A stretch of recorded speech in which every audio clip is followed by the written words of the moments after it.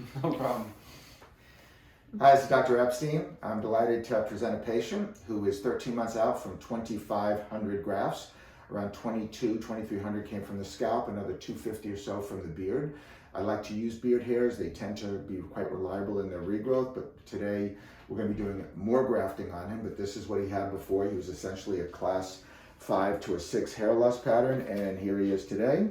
And you can see how nicely he's grown in. The hairs are growing in a forward direction, a nice natural looking hairline.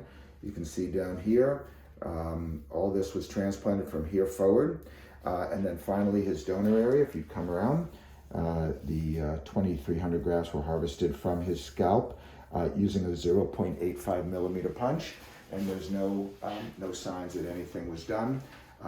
Essentially minimal scarring. We're going to be doing a second procedure on him today, doing a combination of scalp and some beard grafts. Going to try to fill him as much as we can further, perhaps lower his hairline just a bit.